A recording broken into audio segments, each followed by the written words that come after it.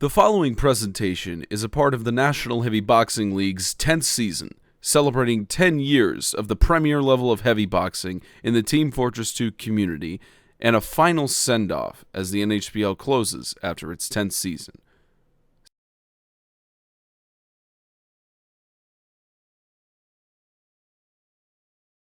It is the NHBL Finals Divisionals. Gentlemen's Fedora alongside Cobalt and Tyrone, ready to bring you every bit of the action. Cobalt just stepped out for a little bit right as we went live, so we'll get his questions as soon as he gets back. As stated in the intro, Freeman the Annihilator and Dos Caras battle. Both heavy boxers who have not quite gotten a tournament win under their belts, but they are both looking to attain NHBL glory. But Dos Caras, the unstoppable Putis Pow movement, managed to beat Danger Boy, who Danger Boy won a tournament early on in Season 7, has not participated since, but that match came down to 2-1 in rounds. Dos Caras managed to emerge victorious, whereas Freeman the Annihilator did a 2-0 sweep of Gelbseiten and managed to get into the second round here, but both Freeman the Annihilator and Dos Caras are ready to give it their all in this match. And later on, this stat correction on that, Danger Boy was the runner-up for the Backyard Brawl. He came very close, but lost to Viking 34, who is still in the tournament but won't box until tomorrow night. And later, Retro and El Comandante facing off. This is a match, in the words of Clayface, he has promoted the shit out of, because Retro and El Comandante is a rematch of the first round of the NHBL European Finals. Retro managing to barely win that 2-1, and El Comandante was originally favored to win the entire tournament, not just because of being the runner-up for the Sasha Heavyweight Championship last season, but also because of his European status, giving him an unfortunate bar from making it into any tournament wins in the NHBL. So Retro and El Comandante boxing on American soil. Their ping is going to be about the same, but they are going to fight hard to try and advance to the super semis. And of course, Clayface hoping that either of them face off against Viking 34, but we'll see how that goes from tomorrow night. Tyrone, we'll get the first word from you on this match between Freeman the Annihilator and Dos Caras. We'll talk about Dos Caras first. It's the Putis Pow movement. He's been unstoppable for the most part. He's managed to barely escape Danger Boy. He hasn't gotten a tournament win under his belt. Is this the year of the Putis Pow? It's possible, but as with any political movement, it's very important to not stop until you are done. Dos Caras, I believe, does have the steam to power through and get to the finals. As to whether he'll win the finals, the actual finals, as whether you win it, that's up in the air currently. Since when did anyone say the Putis Pow movement was a political movement? Somebody will find some motive to attach to it. Yeah, you just said it was a political movement. I'm sure Dos Caras will be upset. They're trying to take over. Oh my goodness! Yeah, full disclosure, it's not a political movement. It's a boxing movement that has made it to the second round of the NHBL playoffs. Now, Cobalt, we look at Freeman the Annihilator, a guy who's managed to box around in the NHBL. He's made it to several Final Fours, and in one case, he actually made it to the final of a tournament. But he hasn't gotten a tournament win under his belt. He managed to sweep Gelbseiten, who's also been an active heavy boxer in the NHBL. Both of them not having a tournament win under their belts, but they've both been wanting to make a name for themselves and prove that they're champion material. And of course, Freeman the Annihilator has at least proven that he's able to be on the playoffs and compete in that level because of qualifying. What is it going to take for Freeman the Annihilator to give a challenge to the Putis Pow movement? So I think Freeman the Annihilator is going to need to take the steam from the Putis Pow movement and turn it into his own locomotive engine and push through all opponents in his way at the moment. Well, that's short and sweet to the point. Of course, trying to take the steam from that, so it's going to be interesting to see how that goes. I'll keep it on you for the next match that we have between Retro and El Comandante. So we look, of course, at Retro. He's the reigning Natasha Heavyweight Champion. He's won in Europe, and he is going to be a tough person to beat. And he's one of the favored ones to potentially win this tournament if he can make it to the super semis. But is Retro fully unstoppable? I personally have seen Retro lose rounds before. He is not unstoppable. However, he's a very good boxer. I've watched him box before. I've watched several times. Personal favorite boxer of mine. And El Comandante, I'm sorry, I butchered your name. El Comandante is also pretty good. However, my money's on Retro today. Yeah, and Tyrone, we look at El Comandante, runner-up for the Sasha Heavyweight Championship last season, unfortunately losing to White Russian Bear, who is no longer a barricade for him in this tournament because he didn't qualify and is officially retired. So El Comandante looking for vengeance, looking to get back to the Sasha Heavyweight Championship. Is he is his motivation much stronger than every other heavy boxer in this tournament to push him all the way back into the championship? I couldn't really commentate on that. El Comandante's motivations are his own, but I would suspect he has a strong urge to win this one, especially since he got so close to winning previously. Freeman the Annihilator and Dos Caras are first of 2 matches tonight. Warm-up rounds about to take place as soon as they finish their taunting there. And Tyrone, we look a little bit more in depth at Freeman the Annihilator. Again, he's managed to win, to not get a tournament win under his belt for his NHBL career. He has managed to get to the Final Four and has gotten to the final of some tournaments and hasn't quite gotten there. Is that finishing that failure to finish going to drive him as more of a motivation to go all the way here, or is it going to just haunt him and bring him down? Me personally, it would haunt me, but of course, I've got a lifetime of failures. So, where are your lifetime of failures? Yeah, most recently, Canada. So Canadians. Canadians. Yeah, for those of you who didn't hear, for those of you who don't know, off broadcast, Tyrone was talking to us about something about referring to Canadians, and he called them Canadians. So so Tyrone, I don't know if you better watch your tongue there, boy. I don't know if stumbled over my stumble. So you can't top that. Go ball. We look at Dos Caras again, the Putis Pau movement. He looks almost unstoppable here, not just with the way he screams Putis Pau whenever he wins a round, but I mean he is another one of the favorite heavy boxers. He looks like a favorite heavy boxer in the United States to win this entire thing because the majority right now of heavy boxers left in the NHBL Finals are Europeans. So Dos Caras repping America very well. Yeah, gotcha. Well, it's lovely to hear. The fact that I haven't been able to watch much of his wrestling match or wrestling. I know. What you in WWE mentality?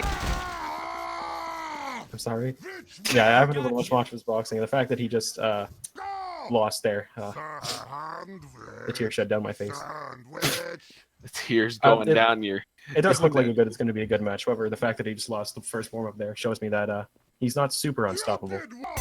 Round 1, Freeman in red, Dos Caras in blue. The NHBL Finals Divisionals have officially begun. Both heavy boxers hesitant to get in the first punch. A swing and miss for Freeman. First punch dealt by the Putis Pau movement. So Freeman is down here trying to get back even, but it won't matter as Dos Caras takes the early advantage with the Putis Pau movement. Cobalt, we're seeing the dominance from Dos Caras right from the start. Yeah, his Putis Pau movement really intimidated the other boxer. You see, led him to be very nervous, and therefore when he went to throw the punch, he was very hesitant as to not try to get hit.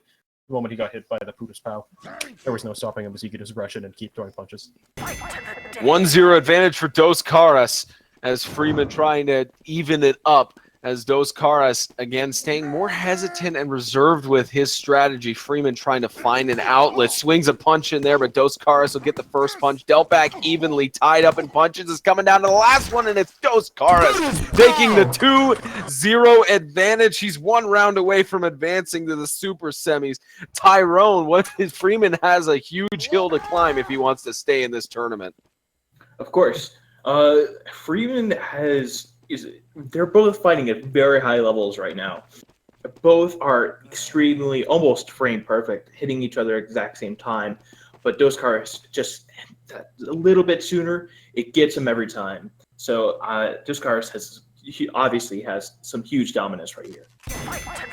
It's match point for Dos Caras. Freeman very eager to get a first punch in off the bat, trying a more aggressive approach on Dos Caras. Punches being thrown in. Freeman taking the advantage early here. Gets another punch in, and Freeman gets a round victory, 2-1. A potential comeback in the works here, Cobalt. Well, really, it wasn't much of a comeback, but it was definitely not the same sense you might think of it. The reason he won that round is because being overconfident, he went and tried to get the first punch, and of course missed the first punch. The one punch man missed his punch, and CL, sorry, CL. I said CL because that's his name in chat. Freeman the Annihilator was able to get those punches in afterwards because once he missed the first punch, of course, he has the advantage and just kept throwing into him.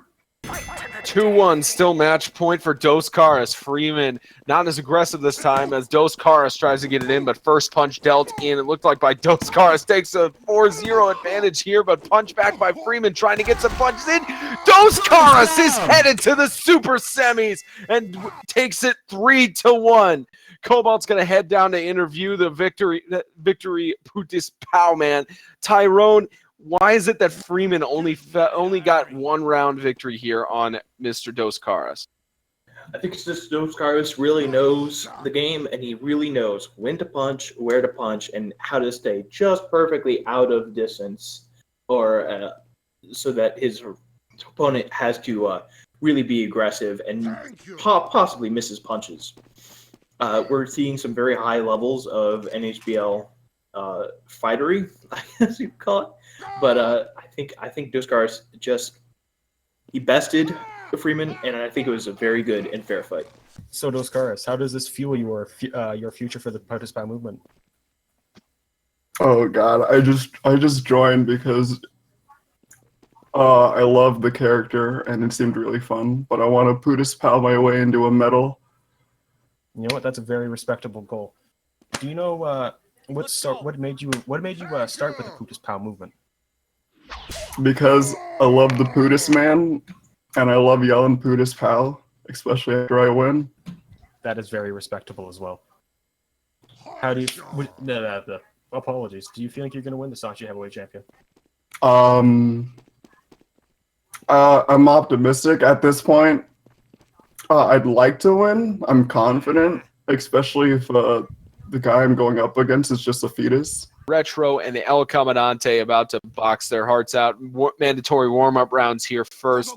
And Cobalt, again, we look at how you mentioned in our pre-match analysis that Retro has dropped rounds. He's not 100% unstoppable, but he won the entire Natasha Heavyweight Championship. He won the NHBL European Finals, and he came back from a 4-0 deficit against Viking 34 in that match, which he may face off against Viking 34 in the Super Semis if he can win here, and Viking 34 can escape the Magic Marksman. So it's possible for that rematch of the Natasha Heavyweight Championship, but what is it going to take for Retro to get a victory against El Comandante here?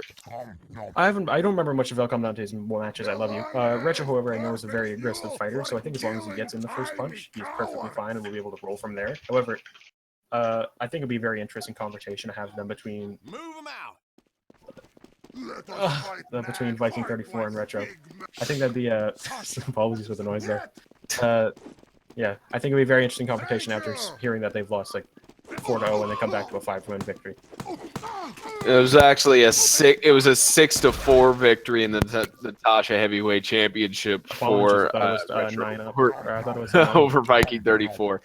Tyrone, so we look at El Comandante. We can't say enough about his story. He's hungry for a Sasha Heavyweight Championship, especially after still having the bitter taste in his mouth of losing to White Russian Bear. So Comandante, of course, looking to try and get some victory here, but how is he going to escape the reigning Natasha Heavyweight Champion of Retro? It's going to be tough. Comandante has done really well before, but I don't know if he's going to beat the current champion. Retro is really good. Not to discourage El Comandante, there's always a chance, of course. We always have underdogs, and that's what we love to see, and that's what we love to hear.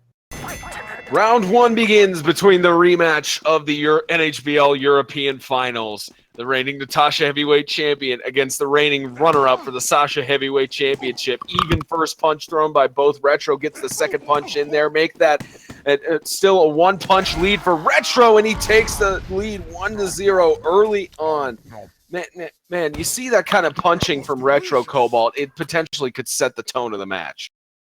As I said, Retro plays very, very aggressively, as I've noticed. He likes to go for the first punch and secure it. So, again, once you get the first punch, as long as you're hitting the punches consecutively afterwards, you basically won the match. Round two. It's an advantage for Retro as Comandante in blue, Retro in red. Punches in. Retro taking the early advantage. Get his punches in. Commandante manages to dodge and get another round victory. Awesome maneuvering, Tyrone, there by Commandante to avoid that last punch in and deal it back to Retro. Yeah, we're at the 7th heavyweight championship, so we're going to see some really high plays and some really unusual.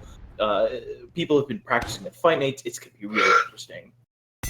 It's now best 2 out of 3 for these heavy boxers, as Commandante and Retro both aggressive from the bat. Swing and missed punch from Retro. Swinging a dead air. El Commandante getting the first punch advantage lead there. Retro deals it back and ties it up. Both heavy boxers down to the final punch, missing their swings there, and punch in one more for both of them as Retro takes the advantage 2-1. It's match point for Retro here. 2-1 advantage, Cobalt. How is El Commandante going to overcome this mountain? I think he has to play as Retro was playing originally. Retro played very aggressively. He noticed that in the first round. Commandante played very strafey and dodged his punches. And now looks like Retro toned back his aggressiveness and is now playing more strafey as well, trying to dodge his own punches. And it just ends up into a game of throwing mid-air punches. And so I think El Commandante should just go full balls to the wall and try to run him down like a train. It's round 4. 2-1 lead for Retro here as Commandante is trying to get that first punch in, swinging into open air. Retro taking the advantage, and it's Retro! He's headed to the super semis. A 3-1 victory over Commandante. Of course, depending any disputes, but it's Retro who's advancing. Tyrone is going to head down there for an interview, but Cobalt, you were saying it quite right. Commandante needed to lock down there, and unfortunately, he wasn't able to at least force a 5th round. Mm-hmm. He seemed very impatient and very worrisome. However, he didn't just, as I spoke, just basically charge into Retro and just secure the punches initially. He kept missing because Retro was still playing the good game of dodging punches. So Retro managed to sneak around and hopefully this blew up. And Retro basically managed to sneak around, go left or right, dodge the punches, and then secure himself. Retro, due to your past success, it's not very surprising that you win, but how does it feel winning again against El Commandante? It feels really good to be able to win against him again. I kind of feel a bit bad for him, to be honest. Yes, this is pyrocynical Cobalt. Yes. I kind of feel bad for him because he really wanted this. He really wanted this Sasha championship, but I'm afraid shutting him down took that away from him, and I feel kind of bad for him, to be honest. Do you think El Commandante will put up more of a fight next time, or do you think you'll continue to dominate? Oh, definitely. He'll definitely put up a better fight next time. I'm hoping. It was a good fight, but I'm sure he'll put up a better fight next time. Do you have any special comments on what do you think of him as a fighter, or maybe what he could, anything about his reputation? He's a great fighter. He's a lot better than other people that I know, but the strafing is not really there. It's not really that good at dodging punches. Would you prefer Magic's Marksman or Viking 34? Viking 34 obviously being a favorite among the commentators, but I'd prefer Viking 34. I've played with him before. I know how he fights. I'd prefer him, to be honest. It'll be much easier on me.